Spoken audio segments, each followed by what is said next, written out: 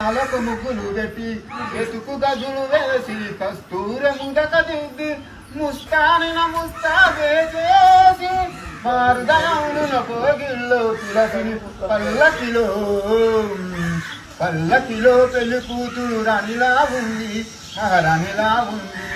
రాణి గారికి చిగులు వచ్చే రాజుగారికి చిరణం వచ్చే ఈ ఇద్దరి పెళ్లికి ఆనందం మదిగిన వచ్చే.